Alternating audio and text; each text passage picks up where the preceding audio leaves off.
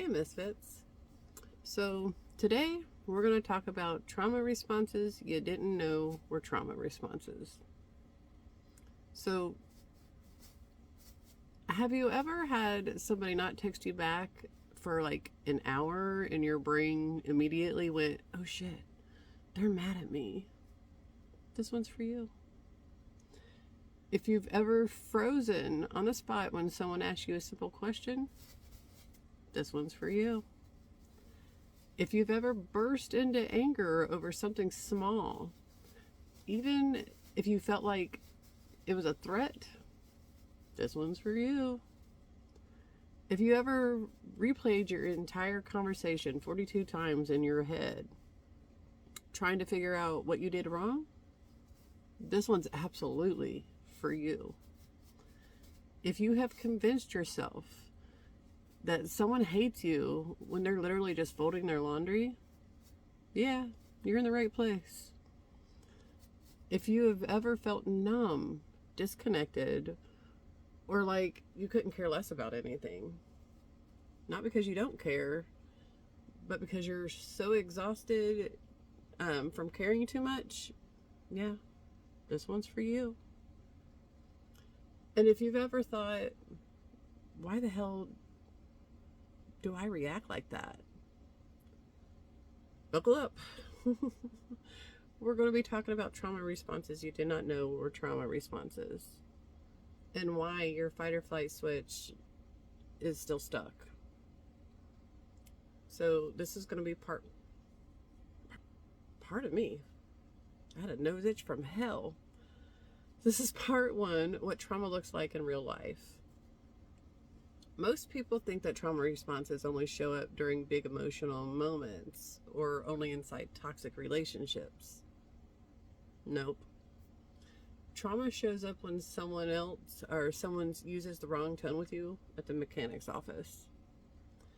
Trauma shows up when your friend sounds distracted and suddenly you're convinced you ruined the friendship. Trauma shows up at meetings, doctor's appointments, grocery stores, everywhere. Trauma doesn't stay in the home you grew in. It follows you into adulthood, into your reactions, into your body, and into your nervous system. So for years with my Jeep or any of my vehicles, anytime I had to go into the shop, I was a ticking time bomb. If a mechanic looked at me wrong, I was ready to go. If they paused for 2 seconds before answering my question, my brain went straight to they're screwing me over, or they think I'm stupid, or they're about to do something shady. Any perceived slight, and I mean any, my anger came out swinging, like 0 to 60, instant heat, instant defense, instant fight mode.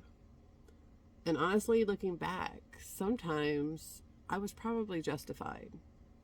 Yet the reaction was not. The reaction was pure trauma. It wasn't that I was an angry person. It was that my nervous system had been trained to assume danger in every situation. Like, all of them. If it was unknown, it was dangerous. So let's talk about the vagus nerve for a second. Don't worry, I'm not turning this into a science lecture on you. Think of your vagus nerve as emotional Wi-Fi. When the connection is strong, you feel safe, grounded, regulated. When the signal drops, dude, everything feels like an attack. Your body has 3 main settings. Ventral vagal, pardon me, let me get my cat. So your body has 3 main settings. The ventral vagal, which are safe and social. This is where you feel calm. You can think. You can communicate like a human and not a feral fucking raccoon. You're sympathetic. That is your fight or flight.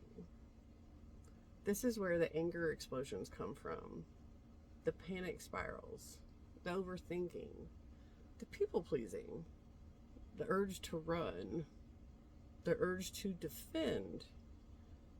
Everything feels urgent. Everything feels personal. And then there's the dorsal vagal, your fight or shutdown. My apologies. That's the numbness, exhaustion, emotional flatline. When you go, I don't care about anything. That's not chilling. That's your system pulling the plug because it's overwhelmed.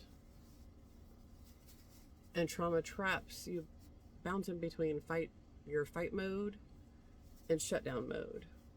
Sensitive, numb, and you start thinking it's just your personality. It is not. It was not mine. It's survival mode with a faulty light switch. So how trauma shows up? Trauma teaches unpredictability. It teaches you that the smallest shift in someone else's mood could mean danger. So your body learns to scan for threat, like constantly. Even when the threat isn't there anymore, you're still scanning. That's why you might freeze under pressure, lash out in anger, feel numb inside, overthink small interactions, try to fix everyone's emotions, avoid responsibilities, question everything you say, need clarity or reassurance constantly, or assume silence equals abandonment. None of that is personality. All of that is trauma. And I suffered from pretty much every bit of that. So with my marriage, there was a lot of cognitive dissonance. And the wild part, you could be traumatized and not even realize it. I knew I had childhood trauma. That was obvious. Yet in my marriage, I didn't see that as abuse. Not at all. Someone pointed it out after I left. They had actually said something to the effect of, "Oh, honey, I'm so sorry you were abused." And I'm like, huh? What the fuck are you even talking about? I wasn't abused. No, he's just an asshole. Because admitting it, that it was abuse, it meant admitting that my whole 21 years was not what I thought it was. That is cognitive dissonance. When your brain refuses to accept the truth because the truth will break the world that you built around it. It took months of sitting in that, months of connecting the dots, months of realizing that things I normalized were not normal.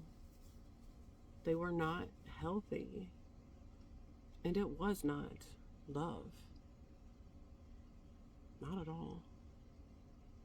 Once I saw it, I couldn't unsee it. And then every trauma response I had suddenly made perfect sense. So here are some behavior patterns within the trauma responses, like anger as protection. I would fight my way out of everything. I was very scrappy up until just a couple of years ago. I fought anyone and everything. I was very scrappy. Being a fighter, because that kept me alive. Like it keeps you alive. Freezing because your body shut down under stress. People pleasing because keeping everyone else regulated meant you were safer. Avoiding tasks because your nervous system was exhausted. Interpreting tone and silence as danger. I was terrified of the silence. And I people please like a motherfucker. I did all of these things. You also interpret tone and silence. Oh, I said that as danger. Overthinking because your brain is trying to predict harm. I was always on. I was hypervigilant and overstimulated and on edge all the time. But these are not flaws. They're adaptation. Trauma baked you into your survival system.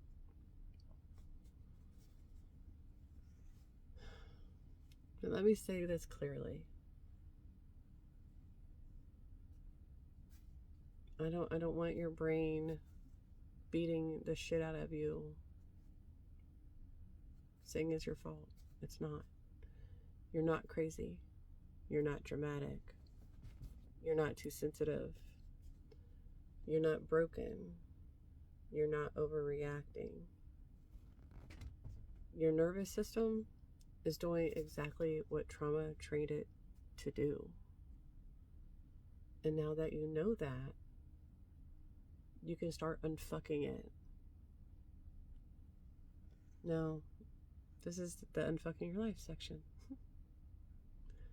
Awareness. Awareness, awareness, awareness, awareness, awareness. For all things to get better fucking awareness, you need to have awareness about it.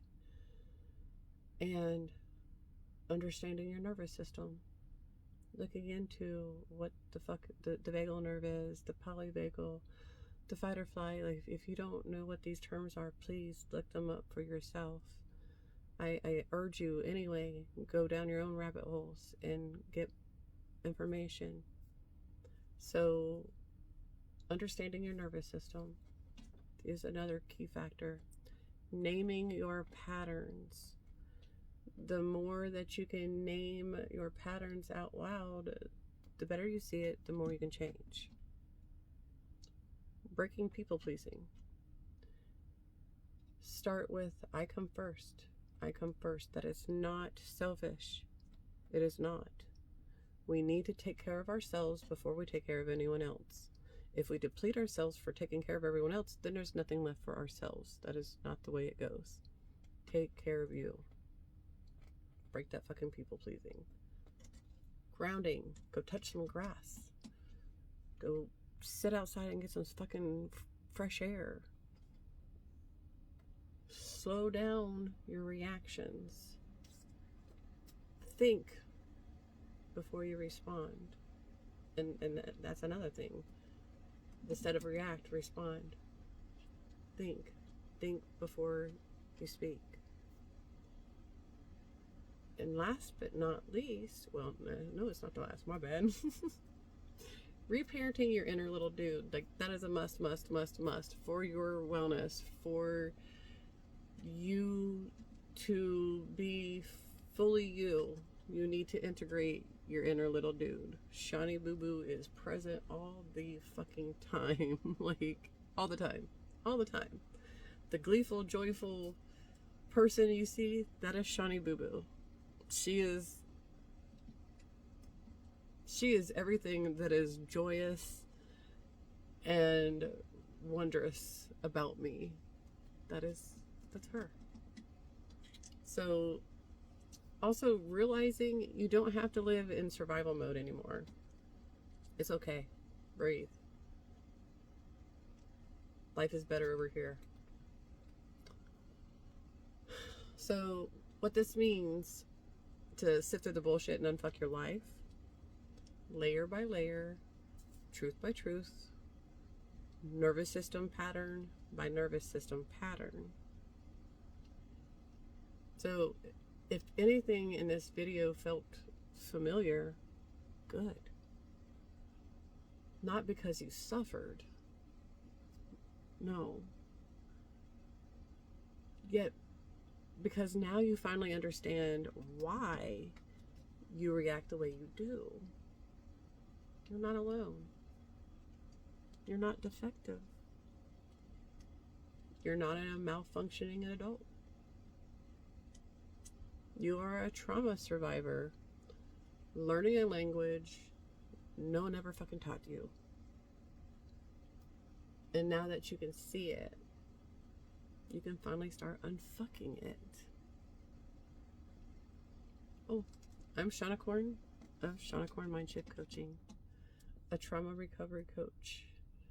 And if this helps you understand yourself a little better, that's the first step. And also, maybe hit some buttons if this resonates. Help the alligator rhythm and hit the buttons, do the things. I appreciate you. Take care. I love y'all. Bye, misfits.